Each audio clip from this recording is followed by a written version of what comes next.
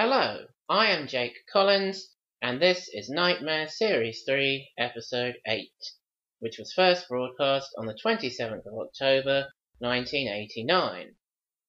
When I was first getting involved in the world of Knightmare nostalgia after the show ended, with the Eyeshield fanzine paper version at first, and then a couple of years later, the Knightmare website and forum online, it became clear that Series 3 really was something of a fan favourite.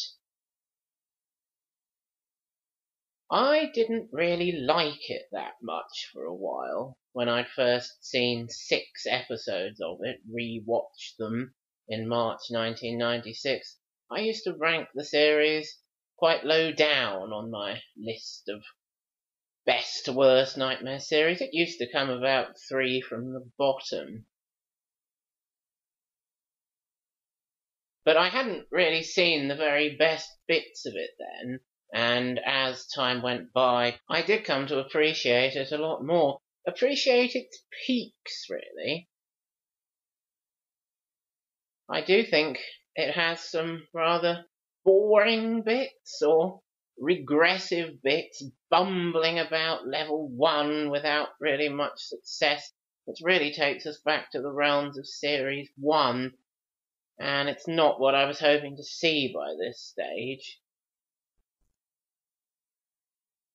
The 4 episodes after this one, I do find a little bit of a boring, repetitive passage of Knightmare. Episodes 9 and 10 are all fumbling about level 1 with 3 different teams, and then episodes 11 and 12 are fumbling about level 1 and early level 2 with 2 teams. You don't get Merlin for 4 episodes. I found that very disappointing. And when I did only have 6 episodes of this for a few years, this one, which turned out to be episode 8, was the only one I really enjoyed and could watch over and over a lot and thought was a really good episode. I had Douglas bumbling about level 1 and all of Scott, and much as Scott is entertaining and fun, it's rather frustrating to watch in many ways, in terms of the progress made. Series 3 has a reputation for being tough, and that's why you get so much bumbling about level 1 and deaths before we get to Merlin. So kind of within the first half of the quest.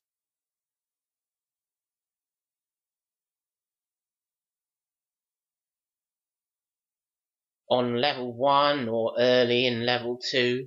And it's true that when the teams make mistakes in this series, they are penalised for them. And thus, it is a series without any winners. So I suppose, yes, it is a tough series, a hardcore series.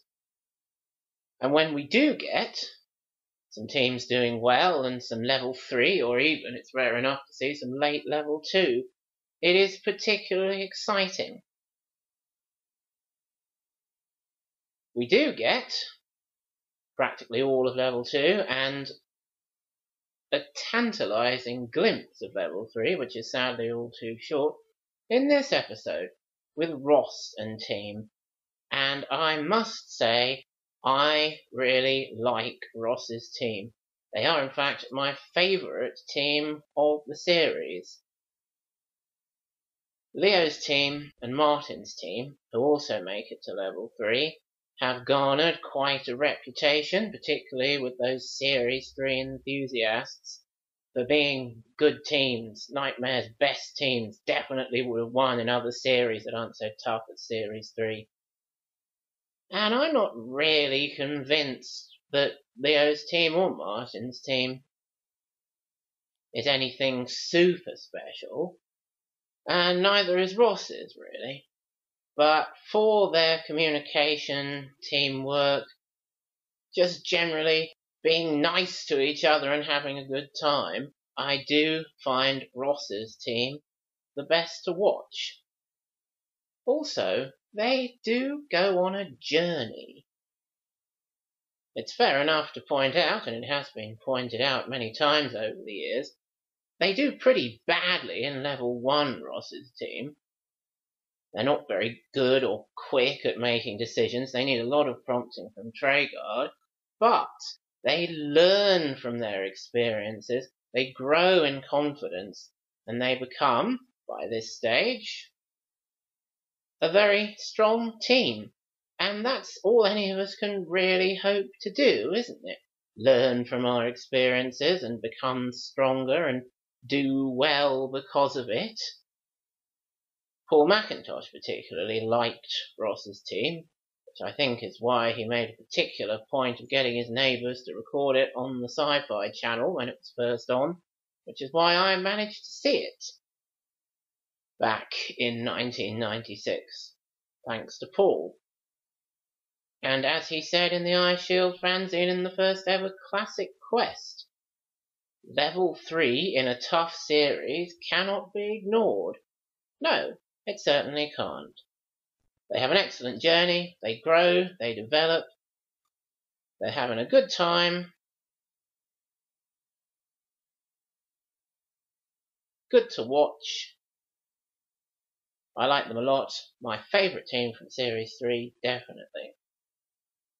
Here we are with Merlin's Series 3 chamber, the Steps room, which I mentioned before as my second favourite. And yes, I really do think it is very good. It underlines the significance of meeting Merlin, which I was talking about on a previous commentary. What a crucial stage of the quest, a crucial signpost it is.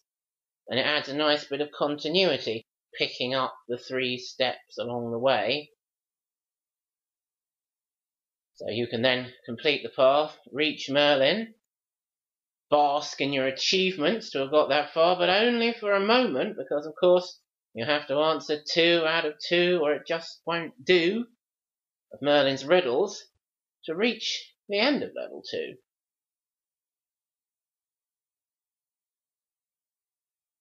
It really does show that this is a tough series, that half the teams, 6 out of 12, manage to get to this point that Ross is at now, standing on the special symbol in front of Merlin on his throne and getting asked 2 questions by him, and the other half of the teams, the other 6 out of the 12, do not get this far.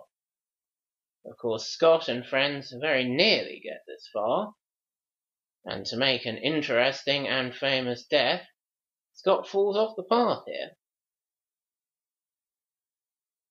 But when we get to episode 13, and we've had in the previous 2 episodes this room both times, but no Merlin, I do start to get bored of there being no Merlin. So enjoy him while you can here, because you won't see him again until episode 13 if you're watching this through in order.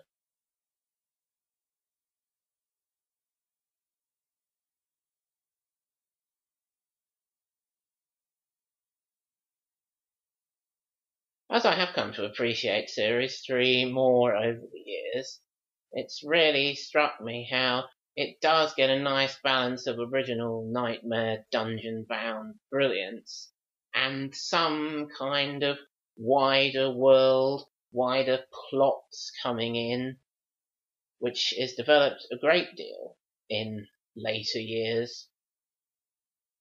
With different areas, woodland, villages, all sorts of things, magical lands, Winteria, that sort of thing, coming into dungeon dimensions. And it really starts happening here in Series 3 with the Elf Realm. And Velda being there adds a kind of plot to the whole thing. So it really is a step towards that. The show really is starting to develop, and yet it certainly has not lost touch at this stage with its original feel, its original rooms, its original brilliance. And however well the show does develop in certain ways, bringing in wider plots and context, I think even the most die-hard fans of later series would admit it does kind of lose touch with its roots in many ways as it goes on.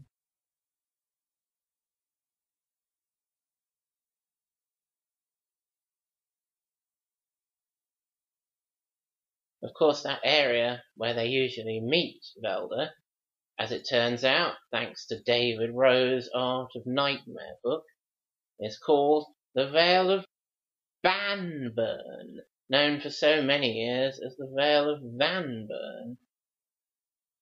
So that's really the first kind of out of the dungeon location that comes and overlaps with dungeon dimensions, the Vale of Banburn leading to the Elf Realm. And that's not the only useful piece of information from David Rowe's Art of Knightmare book either. And this particular one I want to mention on my next commentary. So let's hope I don't forget. Now here we really see Ross and friends are starting to wake up, even before Treguard urges them. But you can see why he doesn't trust them not to just sit there and let Ross get his head cut off by McGrew. But they're quick enough to realise here, oh yeah, we're going to have to talk our way out of this, which they can do quite easily. He's a Ross, not a Campbell. So McGrew's going to accompany him for a while. He only makes 2 appearances in the series. McGrew, this is the second and final of those. He was instrumental in Cliff's downfall in episode 3, of course, and he was supposed to have a longer appearance there, and this longer appearance kind of makes up for it. Here's Mogdrad in the Vale, veiled himself in this monk's habit. After this, we won't see or hear Mogdrad again until Series 4, Episode 3.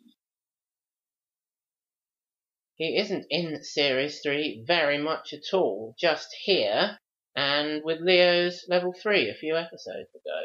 And that's all we get from Mogdrad. Strange to miss him out so much.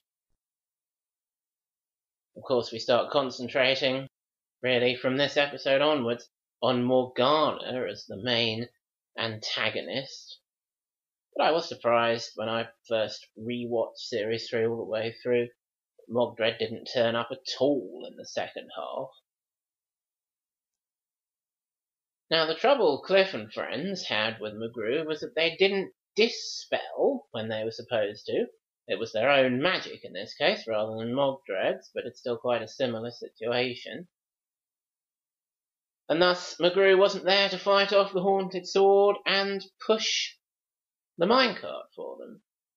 And I'm sure here we have the situation that, right, Ross and team have to work this out for themselves. No prompting from Treguard, no help. They need to dispel Mogdrad's spell Toad and rescue McGrew so they have his undying gratitude and he'll escort them through the rest of the level and do everything that needs to be done to get them to level 3. And because they're having this journey, they've grown in confidence, they have a little discussion, decide to try it, and so their ticket to level 3 is secured.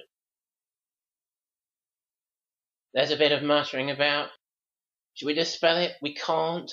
Shall we try? And they do try, and that is very important, isn't it?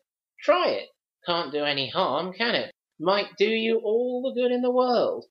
And that's what happened. So a pleasing moment there. The team learning, growing, succeeding. So I like that very much.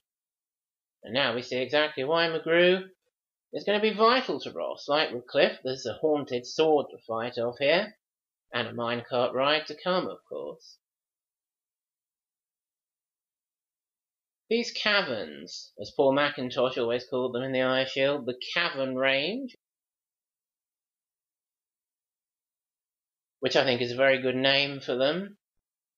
That's another sign of the dungeon widening its scope a bit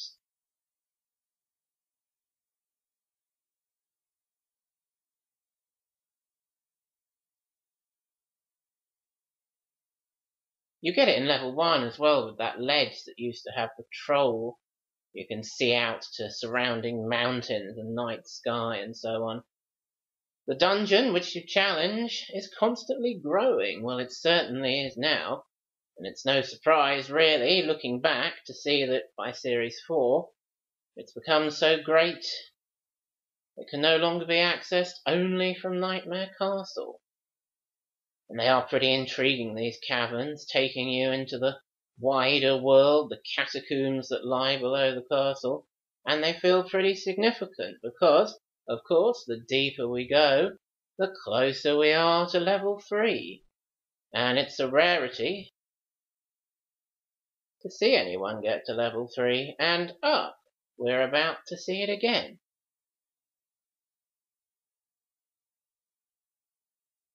Dwarf tunnels between rooms, of course, are an aspect of developing the scope of the journey the Dungeoneer is taking. You're not just stepping into a portal and appearing as if by magic, probably actually by magic, in another room. There's actually a kind of tangible route between rooms. And that really does develop in the next series into eye shield sequences, doesn't it?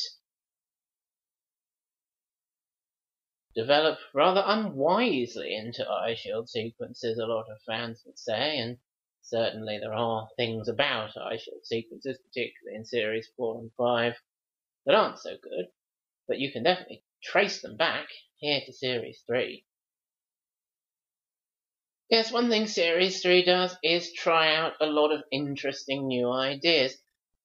Sometimes you don't get to see them often enough, which is why if you have 6 episodes that don't showcase very many of these new exciting things, it can get a bit boring. But here's one of them that I always remembered from when I was 6. The minecart sequence down to level 3. We still got the classic wellway from level 1 to level 2, and we wouldn't want to be without it, would we? Certainly not at this stage anyway.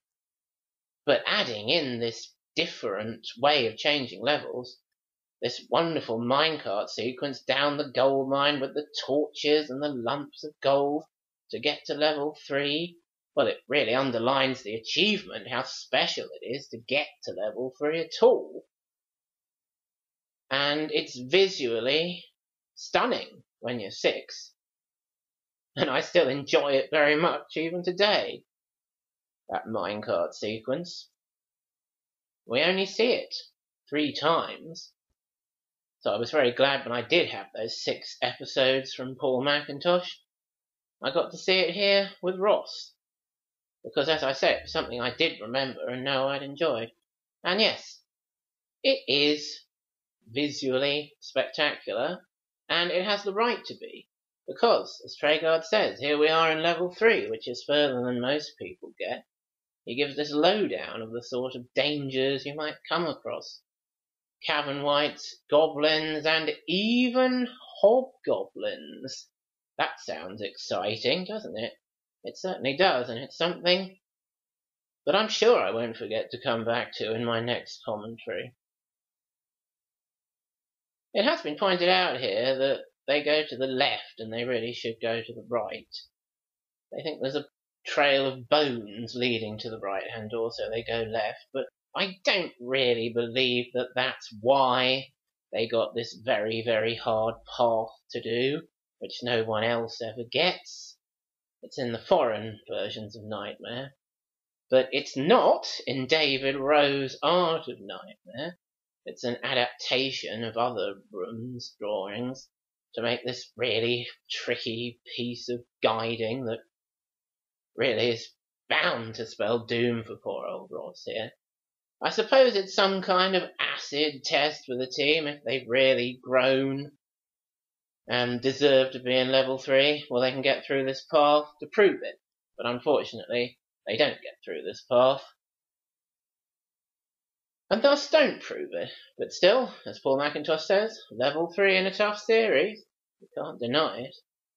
But of course what it does do is allow the show to premiere Natasha Pope as Morgana, who really is the big force for evil now in the series.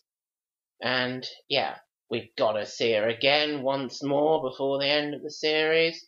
Someone else surely has to get through to level 3 so we can see more of Morgana and have a bit more of that level 3 excitement somewhere in the series. And yes, it does happen once. And that's what I'm going to be commentating on next time. Because the really significant level 3 exciting stuff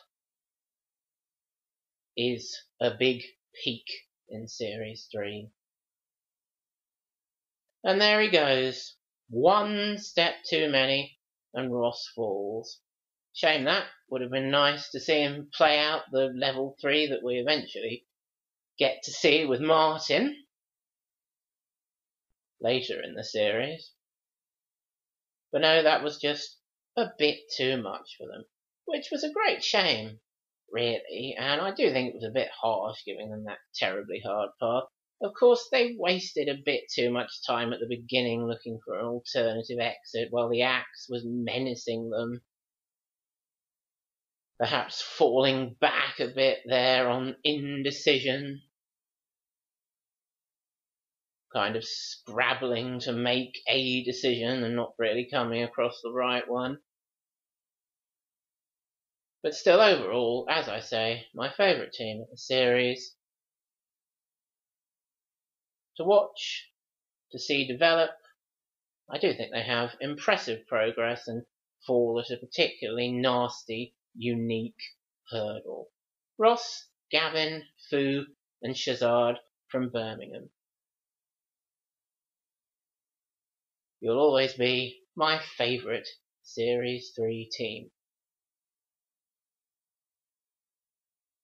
Here we have a rare opportunity when 4 girls are let on to Knightmare early on. This is only the 3rd all-girl team ever, after Claire's team and Karen's team in Series 2. And Kelly's Norfolk Maidens are going to take up episode 9, the next episode, blundering about level 1. Which, you know, for one episode is quite entertaining.